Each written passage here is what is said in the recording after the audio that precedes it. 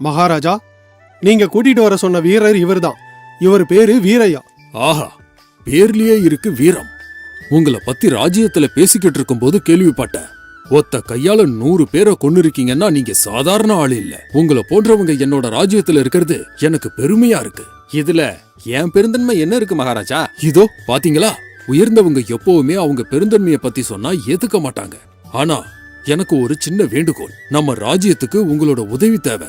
அந்த மாதிரி உதவி தேவைப்படும் போது நான் உங்களை அழைப்பேன். நீங்க கண்டிப்பா வரணும். இதுல என்ன இருக்கு மகாராஜா?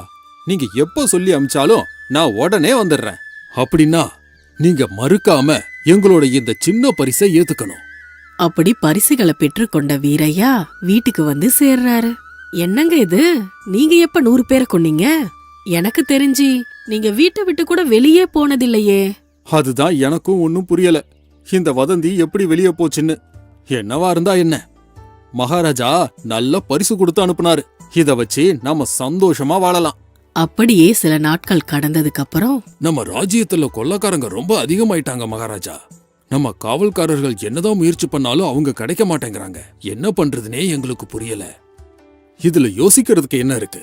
100 பேரை ஒத்த கையால கொன்ன அந்த வீரையா இருக்காருல்ல, அவரை உடனே வர சொல்லுங்க. அப்படி காவல்காரர்கள் மூலமா விஷயத்தை தெரிஞ்சுக்கிட்ட வீரையா, சரி, எனக்காக ஒரு குதிரையை விட்டுட்டு நீங்க போங்க, நான் கொஞ்ச நேரம் கழிச்சு வரேன். அப்படி காவல்காரர்கள் ஒரு குதிரைய விட்டுட்டு அங்கிருந்து போனதுக்கு அப்புறம் இப்ப வேற வழியே இல்ல.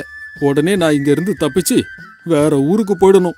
இந்த குதிரை மேல ஏறி இப்பவே ஓடி போயிடுறேன் அப்படின்னு சொல்லி அங்கிருந்து ஓடி போகலான்னு நினைச்ச வீரையா குதிரை ஏறி முன்னுக்கு போறாரு. அந்த குதிரைக்கு வீரையா போட்டிருந்த செருப்புல இருந்த அந்த குதிரை அளவுக்கு மீறின வேகத்தோட பழக்க தோஷத்தால ராஜகோட்டைக்கு ஓடி வருது.